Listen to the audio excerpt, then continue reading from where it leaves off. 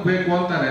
But ಆ ಹಿಂದೂಗಳಿಗೆ ಆ ಮುಸಲ್ಮಾನರಿಗೆ ಏನ್ ಕೊಡ್ತೀವಿ ನಾವು ಅಂತ ಹೇಳಿ ಯಾರಿಗೂ ಏನು ಹೇಳ್ತಾ ಇಲ್ಲ ಅವರು. ಹಾಗಾಗಿ ನಾನು ಎಲೆಕ್ಷನ್ಗೆ ನಿಂತಾಗ ನಂದು ಒಂದು ಪ್ರಣಾಳಿಕೆ ಇದೆ. ನಾನೊಬ್ಬ ರಾಷ್ಟ್ರೀಯ ಅಧ್ಯಕ್ಷ ಅಂತ ಹೇಳಿದ್ರೆ ನಾನು ರಾಹುಲ್ ಗಾಂಧಿ ತರ ಅಲ್ಲ.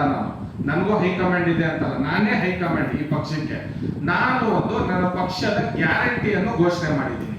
ಇವತ್ತಲ್ಲ ಇವತ್ತಿನ 10 ವರ್ಷಕ್ಕೆ ನನ್ನ ಪಕ್ಷ ಬಂದ್ರು ಕೂಡ ನಾನು ಪ್ರತಿ ಒಬ್ಬರದ್ದು 10 ಲಕ್ಷ ರೂಪಾಯಿ ಸಾಲ ಮನ್ನಾ ಮಾಡಿಸ್ತೀನಿ. ಅದು ಹೆಂಗ್ ಮಾಡಿಸ್ತೀರಾ ಅಂತ ಹೇಳಿದ್ರೆ, ಕುಮಾರಸ್ವಾಮಿ ಹೆಂಗ್ ಮಾಡಿದ್ರು, ಸಿದ್ದರಾಮಯ್ಯ ಅವ್ರು ಹೆಂಗ್ ಮಾಡಿದ್ರು, ನಿರ್ಮಲಾ ಸೀತಾರಾಮನ್ ಅವ್ರು ಹೆಂಗ್ ಮಾಡಿದ್ರು. 12,770 ಕೋಟಿ ರೂಪಾಯಿ ಅದಾನಿದು ಸಾಲ ಮನ್ನಾ ಆಗಿದೆ. ಈ ಬಡವರದು ಸಾಲ ಮನ್ನಾ ಆಗಲ್ವಂತೆ. 2,500 ಕೋಟಿ ಪ್ರತಿ ವರ್ಷ ಈ ಸಿದ್ದರಾಮಯ್ಯ ಸರ್ಕಾರದಲ್ಲಿ ಸಾಲ ಮನ್ನಾ ಆಗ್ತಾ ಇದೆ. ನಾವು ಸಾಲ ಮನ್ನಾ ಮಾಡಕ್ ಆಗಲ್ವಂತೆ. 500ರಿಂದ 900 ಕೋಟಿ ರೂಪಾಯಿ ಒಬ್ಬ ಕ್ಷೇತ್ರಕ್ಕೆ ದುಡ್ಡು ಹಣ ಹೋಗುತ್ತೆ. ಅದ್ರಲ್ಲಿ ಒಂದು 200 ಕೋಟಿ ಒಬ್ಬೊಬ್ಬ MLA ಸಾಲ ಮನ್ನಾ ಮಾಡಿದ್ರು ಕೂಡ ಅವ್ರ ಸಾಲಗಳು ಮನ್ನಾ ಆಗುತ್ತೆ, ನೆಮ್ಮದಿಯಾಗಿ ಬದುಕಬಹುದು. ಈ ಸಾಲ ಮನ್ನಾ ಆಗಲ್ಲಂತೆ. ಯಾಕಂದ್ರೆ ನಾವು ಡೆಪ್ಟ್ ಫ್ರೀ ಇಂಡಿಯಾ ಅಂತ ಹೇಳಿ. ಈಗ ನಂದು ಸೀರಿಯಲ್ ನಂಬರ್ 10 ಸಿಲಿಂಡರ್ ಗುರುತು. ನಂದು ಒಂದೇ ಚಾಲೆಂಜ್, ನಾನು ಒಂದ್ಸತಿ MLA ಮಾಡಿದ್ರೆ ನಾನು 10 ಲಕ್ಷ ರೂಪಾಯಿ ಪ್ರತಿ ಒಬ್ಬರದ್ದು ಸಾಲ ಮನ್ನಾ ಮಾಡಿ ತೋರಿಸ್ತೀನಿ. ಪ್ರತಿ ಒಂದ್ ಮನೆಗೆ 10 ಸಿಲಿಂಡರ್ ಕೂಡ ಫ್ರೀ ಕೊಡ್ತೀನಿ ಅಂತ ಹೇಳಿದ್ರು. ಎಲ್ಲಿಂದ ತಗೊಂಡ್ ಬರ್ತೀರಾ ಅಂತ ಹೇಳ್ತಾರೆ. ಇವು ಬೇರೆ MLAಗಳು ಎಲ್ಲಿಂದ ತಗೊಂಡ್ ಬರ್ತಾರ ಅವರು? ಎಲ್ಲರೂ ವಿಧಾನಸೌಧದಿಂದ ದೋಚ್ಕೊಂಡ್ ಬಂದೆ ನಿಮ್ಗೆ ಹಾಕೋದಲ್ಲಿ. ಅದ್ರಲ್ಲಿ ಒಬ್ಬ ಕಿಡಿಗೇಡಿ ಏನ್ ಮಾಡಿದಾನಂದ್ರೆ, ಇವ್ರು ಎಲ್ಲಾ ರೀತಿಯ ಷಡ್ಯಂತ್ರಗಳು ಮಾಡ್ತಾರೆ. ಒಂದು ಅಭ್ಯರ್ಥಿ ಅಂದ್ಮೇಲೆ ಈಗ ಎಲ್ಲಾರು ಕೂಡ ಒಂದೊಂದು ಗ್ಯಾರಂಟಿ ತಗೊಂಡ್ ಬರ್ತಾರೆ. ನಮ್ಗೆ ಇದ್ ನೋಡಿ ಓಟ್ ಹಾಕಿ, ಅದ್ ನೋಡಿ ಓಟ್ ಹಾಕಿ, ಒಬ್ಬನ್ ಕಲರ್ ನೋಡಿ ಓಟ್ ಹಾಕಿ, ಒಬ್ಬನ್ ಟೋಪಿ ನೋಡಿ ಓಟ್ ಹಾಕಿ ಅಂತ. ನನಗೊಬ್ಬ ನಿನ್ನೆ ಫೋನ್ ಮಾಡ್ಬಿಟ್ಟು ಅವನ RTA ಕಾರ್ಯಕರ್ತ ಅಂತೆ, ಬಿಜೆಪಿಯಲ್ಲಿ ಕಾರ್ಯಕರ್ತ ಅಂತೆ ಅವನು, ಒಬ್ಬ ನಮ್ಮವನೇ ಮುಸ್ಲಿಮ್ಸ್ ಅವನು. ಬಟ್ ಅವನೇನ್ ಮಾಡಿದಾನಂದ್ರೆ, ಅವ್ರ ದುಡ್ಡಿನ ಆಸೆಗೆ ನನಗ್ ಫೋನ್ ಮಾಡಿ ಅವಾಚ್ಯ ಶಬ್ದಗಳಿಂದ ಬೈದಿ ನಿಂದಿಸಿ, ನಮ್ಮ ತಂದೆ ತಾಯಿ ಏನೂ ಬಿಟ್ಟಿಲ್ಲ ಅವನು, ಆ ರೀತಿ ಬೈತಾ ಇದ್ದಾನೆ. ಆಮೇಲೆ ಅವರೆಲ್ಲ ಧಮಕಿ ಕೊಟ್ಟಿದ್ದಾನೆ. ಏನಂತ ಹೇಳಿದ್ರೆ, ದಾವಣಗೆರೆಯಲ್ಲಿ ಕಾಲಿಟ್ರೆ ನಿನಗೆ ಮರ್ಡರ್ ಮಾಡ್ತೀನಿ ಅಂತ ಹೇಳ್ಬಿಟ್ಟು. ಇದು ಮಾಡಲ್ ಕೋಡ್ ಆಫ್ ಕಂಡಕ್ಟ್ ಉಲ್ಲಂಘನೆ ಅಲ್ವಾ? ಇದು ರಿಟರ್ನಿಂಗ್ ಆಫೀಸರ್ಗೆ ಕಂಪ್ಲೇಂಟ್ ಕೊಟ್ಟಿದ್ದೀವಿ ನಾವು. ಅವ್ರಿಗೆ ಈಗಲೂ ಕೂಡ ನಾನು ಫೋನ್ ಮಾಡಿದ್ದೆ, FIR ಕಾಪಿ ನೀವು ಹಾಕ್ಲೇಬೇಕು. ಯಾಕಂದ್ರೆ ನಾನ್ ಬೆಲೆಬಲ್ 3 ತಿಂಗಳು ಹೋಗ್ತಾನ ಅವನು. ಯಾರಿಗೂ ಕೂಡ ಅಭ್ಯರ್ಥಿ ಅಂತ ಹೇಳಿದ್ಮೇಲೆ ನಾನೇ ಅಂತ ಅಲ್ಲ, ಒಬ್ಬ ಇಂಡಿಪೆಂಡೆಂಟ್ ನಿಂತಿರೋನ್ಗೂ ಕೂಡ RO ಆಫೀಸಲ್ಲಿ ಮೀಟಿಂಗ್ ಕರೆದಾಗ ನಾವೆಲ್ಲರೂ ಹೋಗಿ ಕೂತ್ಕೋತೀವಿ. ಕೂತ್ಕೊಂಡಾಗ ಅವ್ರು ಏನ್ ಹೇಳ್ತಾರೆ ಅದನ್ನ ಕೇಳಬೇಕು. ನಮಗ್ ಸುಪ್ರೀಂ ಯಾರು? Returning officer. ಅಲ್ಲಿನ SP ಅಲ್ಲ, ಅಲ್ಲಿನ DC ಅಲ್ಲ, ಅಲ್ಲಿನ ಕಮಿಷನರ್ ನಮಗಲ್ಲ ಸುಪ್ರೀಂ. ನಮಗ್ ಸುಪ್ರೀಂ ಇರೋದು ರಿಟರ್ನಿಂಗ್ ಆಫೀಸರ್ ಒಂದೇ. ರಿಟರ್ನಿಂಗ್ ಆಫೀಸರ್ಗೆ ಸುಪ್ರೀಂ ಯಾರು ಅಂತ ಹೇಳಿದ್ರೆ ಅಬ್ಸರ್ವರ್ ಒಂದೇ. ಅಬ್ಸರ್ವರ್ಗೂ ಫೋನ್ ಮಾಡಿದ್ದೀನಿ, ಅವ್ರಿಗೂ ಹೇಳಿದ್ದೀನಿ. ನಮ್ಮ ಏಜೆಂಟ್ ಹೋಗಿ ಅಲ್ಲಿ ಕಂಪ್ಲೇಂಟ್ ಮಾಡಿದ್ದಾರೆ. ನಾನು ಪಾದಯಾತ್ರೆ ಹೊರಟಿದ್ದೆ. ನಾವು ಎಲ್ಲಿಂದ ಇಲ್ಲಿ ಮೆಜೆಸ್ಟಿಕ್ ಅಲ್ಲಿ ಒಂದು ದರ್ಗಾ ಇದೆ, ನಮ್ದು ತೌಕಲ್ ಮಸ್ತಾನ್ ದರ್ಗಾ ಅಂತ. ಆ ದರ್ಗಾದಿಂದ ನಾನು ನಡ್ಕೊಂಡು ಒಂದು ಹರಕೆ ಹೊತ್ಕೊಂಡು ಜಂಗಲ್ ಗಂಟ ನಡ್ಕೊಂಡು ಹೋಗಿದ್ದೀನಿ. ಅದು ನನ್ನ ವೈಯಕ್ತಿಕ. ಎಲೆಕ್ಷನ್ ಇದೆ ಅಂತ ನಡ್ಕೊಂಡು ಹೋಗಿರೋದಲ್ಲ, ಅದು ಎಲೆಕ್ಷನ್ ಅಲ್ಲಿ ಗೆಲ್ಲಿ ಅಂತ ನಡ್ಕೊಂಡು ಹೋಗಿರೋದಲ್ಲ.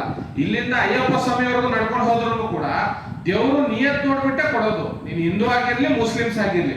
ಬಟ್ ನಾನ್ ನನ್ನ ಹರಕೆನ ತಗೊಂಡು ಅವರು ಈ ಜನಗಳ, ಯಾಕಂದ್ರೆ ಅಲ್ಲಿ ಸುನ್ನಿ ಮುಸ್ಲಿಮ್ಸ್ ಅನ್ನೋದು 92,000 ಜನ ಇದ್ದಾರೆ ಇಲ್ಲಿ ದಾವಣಗೆರೆ.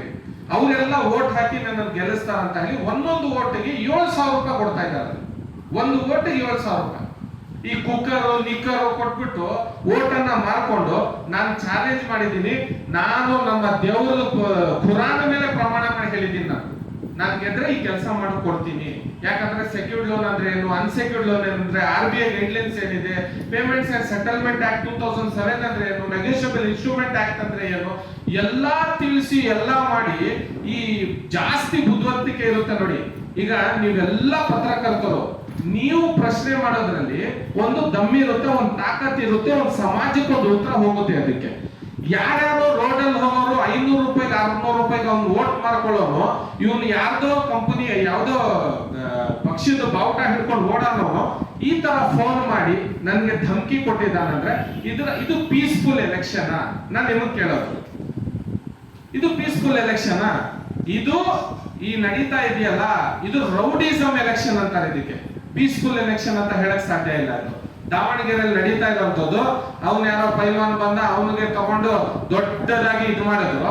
ಲಾಸ್ಟ್ ಅವನು ದೇವ್ರು ಬಂದ್ರು ನಾನು ಚೇಂಜ್ ಆಗಲ್ಲ ಅಂತ ಹೇಳ್ಬಿಡ, ದೇವ್ರು ಬರೋಕ್ಕಿಂತ ಮುಂಚೆನೆ ಅವ್ನು ಚೇಂಜ್ ಆಗ್ಬಿಟ್ಟ. ಎಲ್ಲಿ ದೇವ್ರು ಕೆಳಗಡೆ ಎಳಿದ್ಬಿಡ್ತಾನ ಅಂತ ಹೇಳಿ.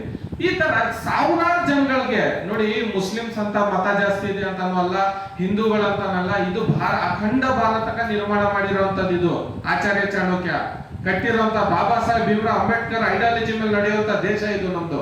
ಇದು ನಿನ್ ಮುಸ್ಲಿಮ್ಸು, ನಿನ್ ಹಿಂದೂ, ಯದಾ ಯದಾದಿ ಧರ್ಮಸ್ಯ ಯದದಿ ಭವತು ಭಾರತ. ಇದು ನೀನ್ ಕಟ್ಟಿರೋದಲ್ಲ, ನಾನ್ ಕಟ್ಟಿರೋದು ಅಲ್ಲ. 12 ವರ್ಷದ ಹುಡುಗನ್ ಕರ್ಕೊಂಡ್ಬಂದು ಅಖಂಡ ಭಾರತವನ್ನು ಕಟ್ಟಿರೋದು.